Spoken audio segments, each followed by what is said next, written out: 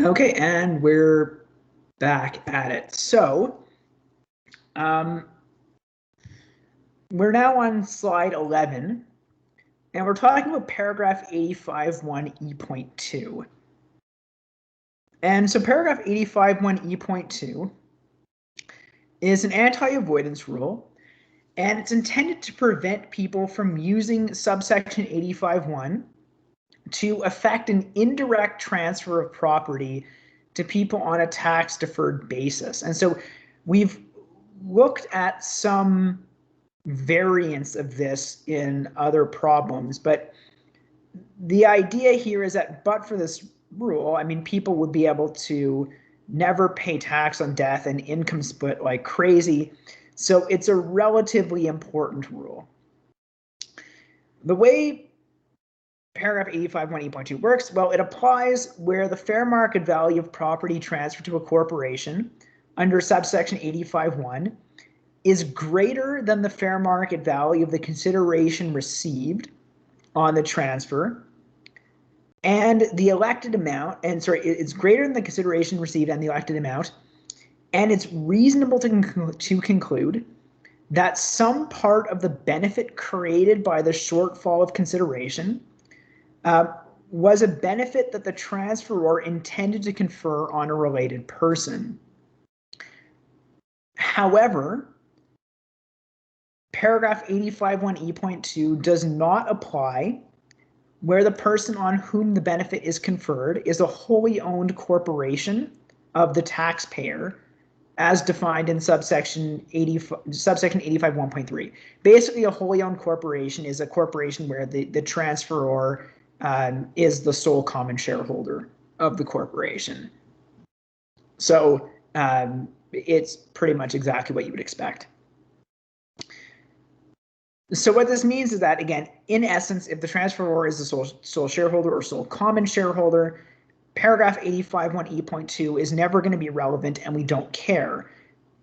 But if there are any other shareholders of the corporation who the fair market value of whose shares would increase as a result of the shortfall of consideration, then we very much care about paragraph 85(1)(e)(2) if that shareholder is related to the transferor. So we have an example to illustrate the application of paragraph 85(1)(e)(2). And in this example, we have Corporation A that incorporates ACO and receives one common share on the incorporation. A's children subscribe for 9,999 common shares at a price of $1 per share. So we now have 10,000 issued and outstanding common shares. After the share capital is in place, A transfers to ACO a capital asset with an ACB of $10,000, a fair market value of $100,000, and receives a $10,000 promissory note and $40,000 of preferred shares. So we have a $50,000 shortfall of consideration. A and ACO elect under subsection 85(1), and we assume that they elect for maximum deferral. So like I said, we have a shortfall of consideration of $50,000. And, you know, there's, again here, but the result of the shortfall of consideration is going to be that the $50,000 shortfall is going to be attributed to the common shares. It's going to increase the fair market value of the common shares that are owned by A's children. There's no plausible reason for this transaction to have happened other than that. I mean, either unless we assume that they innocently misvalue the property, which is not an assumption that CRA is necessarily going to grant you. There's no reasonable basis to believe that this transaction happened for any reason other than to shift value to A's children. And so it seems that paragraph 85(1)(e)(2) would apply on these facts. So then we got to figure out what's going to happen on this transfer. And so paragraph 85(1)(e)(2) will deem the elected amount to be the total of the originally elected amount of $10,000, which is the maximum deferral amount, plus the $50,000 excess.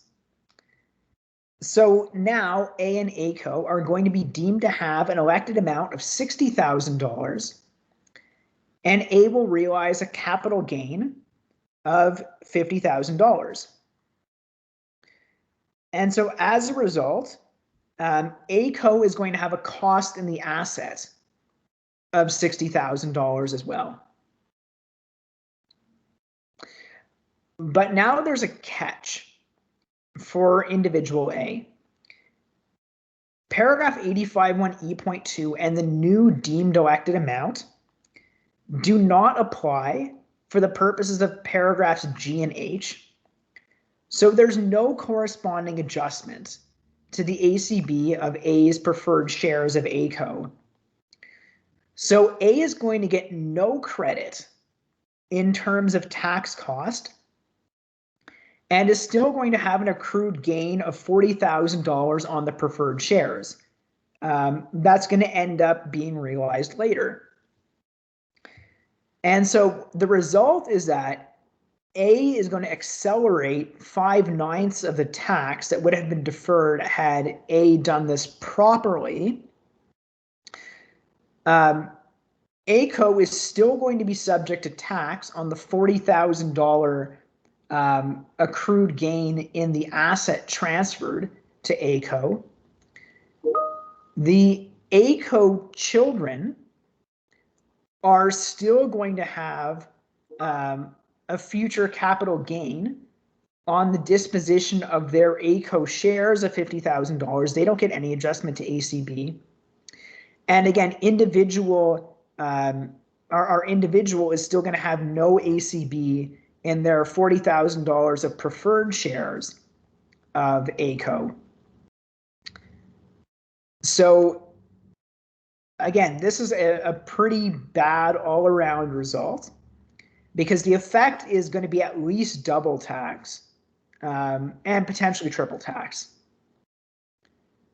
So paragraph 85(1)(e)(2), very dangerous and should be, you should have some spidey senses about when that could apply and to make sure that you're avoiding its potential application.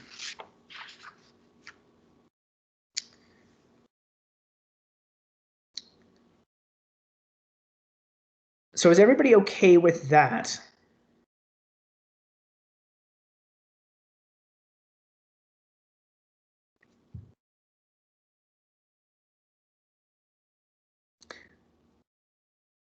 Okay, seeing no one, we can flip to slide 12 and problem 8. So in problem 8, we have BCO owning a depreciable property that is the only asset in its class. B transfers the asset to BCO in return for common shares of BCO. At the time of the transfer, the UCC of the class is $500. The fair market value of the asset is $1,500. And the original capital cost of the asset was $1,000. And again, we're having a subsection 85(1) transaction. So again, if we just assume away all of our conditions of application, so that subsection 85(1) does apply, we can go to paragraphs B, C, and E in order to see what happens. So under paragraph B, our minimum elected amount is the fair market value of the non-share consideration, which is 0 because there is no non-share consideration. And under paragraph C, we have a maximum elected amount equal to the fair market value of the depreciable property of $1,500. So that's our max. And then under paragraph E, we have a minimum elected amount must equal the least of the UCC of the class of $500, the capital cost of the property of $1,000, or the fair market value of the property of $1,500, which is $500 being the UCC of the class. And so we have a range of between $500 and $1,500. Again, we're going to assume that the maximum deferral election is made. So this means that our individual B and B co are going to elect at $500. So then we have proceeds disposition of $500, which is going to reduce our UCC to 0. For B, there's going to be no terminal loss, no recapture. B is going to have cost in the shares of B co of $500, and the B co shares will have a fair market value of $500. Sorry, $1,500 rather. And then we're going to have B co acquiring the property at a cost of $500, and so it's going to add $500 to the UCC pool for the relevant class. So that's the base iteration. So nothing we haven't seen before with depreciable property, even if before, we mean like 30 minutes ago, but nothing we haven't seen before. But then we're layering on subsection 85.5 onto the same problem, and it's asking, what does subsection 85.5 do in the circumstances? And what subsection 85.5 is intended to do is it's a provision that preserves the potential for CCA recapture following the transfer of a depreciable property on a tax-deferred basis under subsection 85.1. So it applies whenever a transferor is deemed to have disposed of depreciable property under subsection 85.1 for an amount that is less than the property's capital cost. What will happen is that the transferee corporation's capital cost in the property will be deemed to be the same as the transferor corporation's capital cost in the property, or the transferor individual in this case, their capital cost in the property. And the transferee is deemed to have claimed the difference between the cost otherwise determined and the deemed capital cost under subsection 85.5 as CCA. So thus, when the transferee corporation disposes of the depreciable property, they will realize the same recapture income that would have been realized on the disposition by the individual transferor in this case. So in our example, the difference between B's proceeds of disposition of $500 and B's original capital cost of $1,000 is $500. So the result is that subsection 85.5 is going to deem B co to have acquired the property with a capital cost of $1,000 and to have claimed $500 of that $1,000 as CCA in a prior taxation year. So as a result, our corporation B co still only gets a net $500 addition to its UCC pool for the particular class, but it has as well this $500 of deemed CCA claimed. And so as a result, if B co were then to immediately sell the property, and this property was the only asset in its pool for the relevant class, then what would happen would be, since we have a fair market value of $1,500, B would have proceeds of B co would have proceeds of disposition of $1,500. It would have $500 in the UCC pool and a capital cost of $1,000. So it would realize $500 of recapture income and a $500 capital gain. So exactly the same result as if B had just disposed of the property for cash.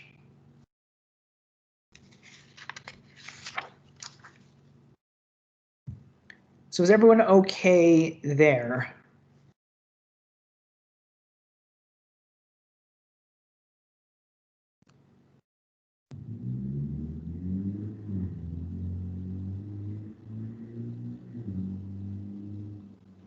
Okay, seeing nobody, let's flip to page 13, or slide 13 rather, and we can talk about subsection 85 2.1. So subsection 85 2.1 is intended to ensure that the puck of shares issued in a transaction to which subsection 85.1 applies does not exceed the elected cost of the property transferred, less the cost of the non-share consideration received by the transferor. So were it not for subsection 85 2.1, then it would be possible to transfer non-share assets to a corporation on a tax-deferred basis, but nevertheless extract puck based on the fair market value of that property.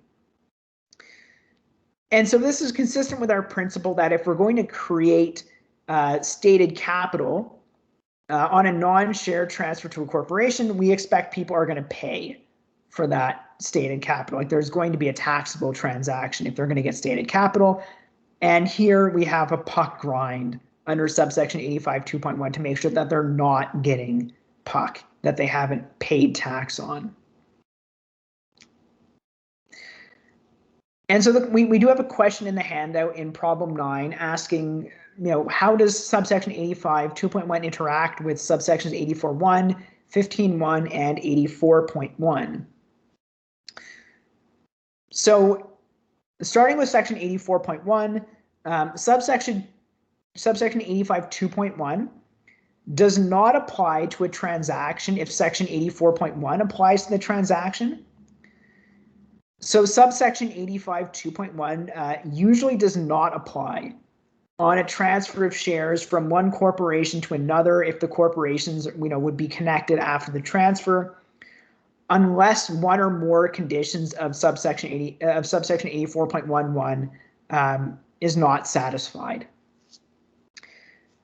And again, this makes sense, right, if you're thinking about this, because subsection 85 2.1 and subsection 84.1 sub 1, if they apply to the same transaction, then subsection 84.11 is a much more robust provision. So it makes sense that it should govern in those situations where you could have both provisions apply. Subsection 85 2.1 does not apply to every subsection 85.1 transaction entered into by a corporation. So for example, where you have a problem with excess boot, you could have subsection 15.1 apply. On an internal subsection 85.1 exchange, where you have somebody who's exchanging one class of shares of the corporation for another, then you could have a situation where subsection 84.1 would apply where there is an excess puck addition as a result of that exchange. So even if subsection 84.1 85 2.1 would not apply to those types of transactions, those other provisions do apply, and they can cause problems for taxpayers. So to illustrate how and how not subsection 85 2.1 can apply, we have a couple problems in problem 9 to deal with, and these are problems 9A and 9B and 9C. So we'll start with 9A. So in problem 9A, our individual A owns a non-depreciable capital asset with an ACB of $100,000 and a fair market value of $150,000. A transfers the asset to ACO in exchange for $75,000 cash and preferred shares of ACO with a fair market value and stated capital of $75,000. They do not elect under subsection 85.1. So that's our base case scenario. So what this should tell you right off the bat is that subsection 85 2.1 cannot apply on these facts, because subsection 85.1 does not apply, and subsection 85 2.1 can only apply where subsection 85.1 applies. So the real question here is whether subsection 84.1 applies, because we're adding an amount to stated capital upon the transfer of property to a corporation. And so in this basic iteration, we don't have a problem under subsection 84.1. A is transferring $150,000 of property to the corporation in exchange for various forms of consideration. And so A is going to realize a capital gain of $50,000 on the transfer. In exchange for the $150,000 of property, A is receiving $75,000 cash and shares with a stated capital of $75,000. Subsection 84.1 should not apply to deem there to be a dividend on these facts because the increase in the corporation's stated capital as a result of this transaction is equal to the increase in its net assets as a result of the transaction, which is $75,000. So we're good. We don't have any scope for the application of subsection 84.1. But there's a problem 2 in this problem. And problem 2 asks what happens if we increase the stated capital addition from $75,000 to $100,000. And so if we did that, like I said, it's a problem because now the increase of the corporation's net assets is only $75,000. So we have a $25,000 excess of stated capital over increase to net assets. And subsection 84.1 would deem that to be a dividend that was paid to the shareholder. So that's 9A. Is everybody okay with 9A?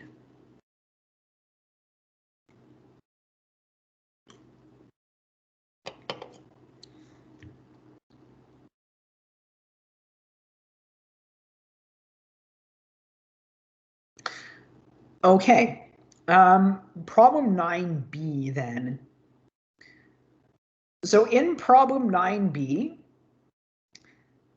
Mr. Y purchased for $100,000 all of the issued shares of ACO owned by Miss A, an arm's length person. The shares have a stated capital of $50,000 and so therefore PUC of $50,000. In 2022, Mr. Y transferred the shares to his wholly owned corporation, YCO. At the time of the transfer, the shares had a fair market value of $150,000. As consideration for the transfer, Y receives 100 Class B preferred shares of YCO with a fair market value of $75,000. The 100 shares are the only issued shares of that class.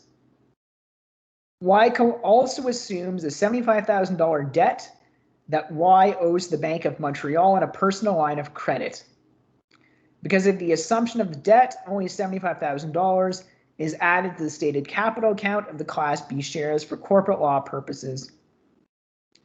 Y and YCO elect under subsection 85.1 to effect the transfer at $100,000, which is the ACB of the shares. Mr. Y is a Canadian resident as well. ACO and YCO are both corporations incorporated in Canada. And yeah, that is our problem. So if I did a halfway decent job last week, your section 84.1 spidey senses should be tingling right now, right? Because if we go through our conditions of application, it seems that Y is an individual transferring shares of one Canadian resident corporation to another Canadian resident corporation with which he does not deal at arm's length. The shares are probably capital property because they're shares of private corporations. And the corporations will be connected within the meaning in paragraph 186.4a immediately after the transaction is completed. So it does seem that subsection 84.11 applies, and that as a result, subsection 85.2.1 does not apply on these facts. So first of all, we need to compute our paragraph 85, sorry, 84.11a amount. So we're going to start with our A minus B bracket. And our A minus B bracket is going to be, A is the puck addition for all the shares of the corporation, which was $75,000. And variable B is the elected amount in respect of the transaction, less the non-share consideration that was received. It was the greater of puck or ACB rather, less the non-share consideration. The greater of puck or ACB was $100,000, which was also our elected amount. So it's still the elected amount, but that's not technically correct. But it's $100,000 minus the non-share consideration received. So we had $75,000 of non-share consideration received, which was the assumption of the Bank of Montreal debt. And so variable B is $25,000. And so as a result, our A minus B bracket computes to $75,000, which is $100,000 of stated capital. It was $75,000 of stated capital rather. So it should compute to $50,000, which is the $75,000 of stated capital less the $25,000 amount in variable B. So that's $50,000. And so as a result, we should have a puck grind of $50,000. Since there was only one class of shares that was issued in exchange for this property, our C over A amount should be equal to 1/1. And so the entire $50,000 of puck grind should be allocated to the Class B preferred shares. So as a result, the puck of the shares is reduced from $75,000 to $25,000. Then we can drop down to our paragraph 84.11b amount. So here again, we have our A minus D bracket. So variable A is equal to variable B is equal to variable A is equal to the puck addition of $75,000 again. Variable D is equal to our boot of $75,000. So we have $150,000 there. Then variable E is equal to the greater of puck or ACB, which is $100,000 of ACB. And variable F is equal to the puck grind of $50,000. So therefore, our E plus F bracket is $150,000, and our A plus D bracket is $150,000. So the two cancel out, and we should have no deemed dividend on these facts. So the effective paragraph of subsection 84.11 applying is that we should have a puck grind of $50,000, which takes the puck of our preferred shares from $75,000 to $25,000, and no deemed dividend. So the debt assumption is acceptable because we had more hard ACB than we had non-share consideration. So the result is just a puck grind. Everybody okay so far?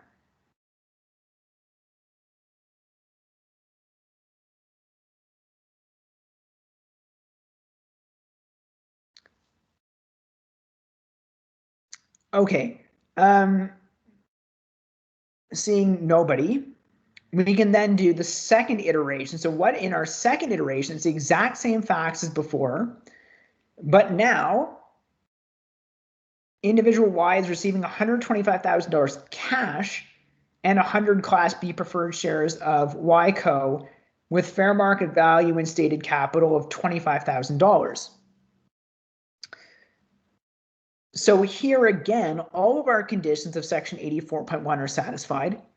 But now what we're going to see is we're going to end up with a deemed dividend, right? So when we do our A plus B bracket, Variable A is $25,000, which is the stated capital addition.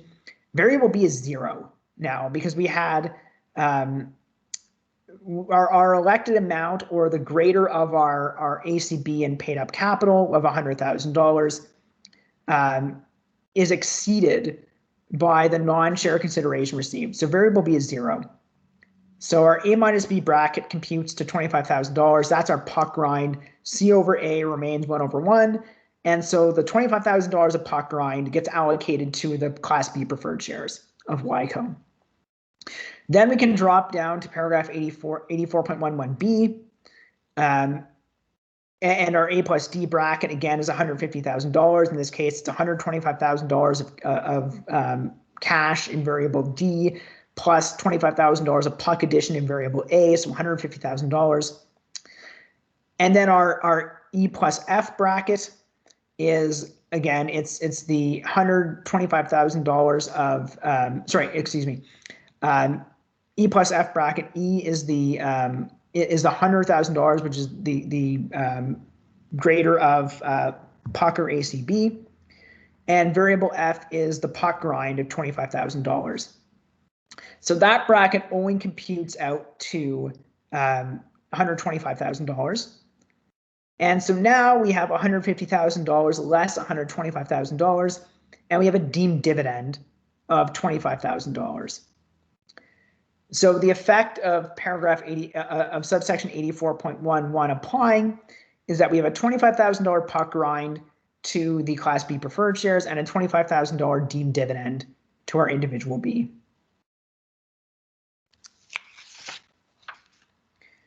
So is everybody okay with that?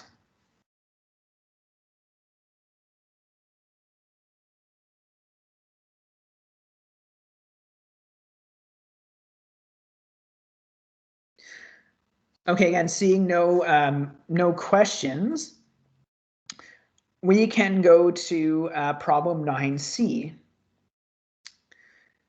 And so in problem 9C, Z transfers land held as capital property to Zedco. Z receives as consideration for the transfer a promissory note from Zedco with a fair market value of $10,000, as well as preferred shares of the transferee with stated capital of $90,000. At the time of the transfer, the ACB of the land is $10,000 and the fair market value is $100,000. Z and Zedco have elected under subsection 85.1 to effect the transfer at $10,000, so maximum deferral. So here we have a problem finally where subsection 85.2.1 does in fact apply. We know that the conditions of application of subsection 85.2.1 are met because subsection 85.1 applies to the transaction, and subsection 84.11 cannot apply since the property being transferred is not a share of another corporation. So then what happens is the next part of the question. And so with subsection 85.2.1, we're really only ever concerned with paragraph 85.2.1a. For the purposes of this course, we can just pretend paragraph 85.2.1b just doesn't exist and just, ignore it. And it basically, paragraph 85.2.1a works just like paragraph 84.11a. in that the formula is applied on a class-by-class basis, and the amount determined by the formula is deducted from the puck of the class otherwise determined. So again, it's an A plus B bracket multiplied by C over A. So to reduce our A plus B bracket, variable A is equal to the stated capital addition, which is $90,000. Variable B is the amount, if any, by which Zedco's cost the property of $10,000 as a result of paragraph 85.1a exceeds the fair market value of the non-share consideration, which in this case was $10,000. So as a result, variable B is 0 in this case. So our bracket A minus B reduces to $90,000 because it's $90,000 versus zero, minus zero. And that is the puck rind amount. And so that puck rind then gets allocated by the C over A formula. Since we only have one class of shares issued in this fact pattern, C over A is 1 over 1. And so we have a $90,000 puck rind allocated to the class of shares received on this exchange. And so as a result, those shares have puck of 0 going forward.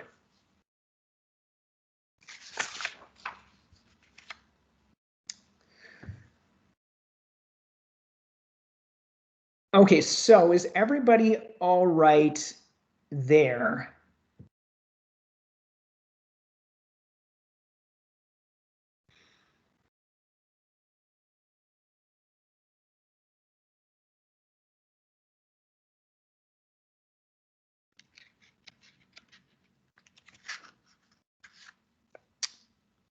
Okay, seeing nobody,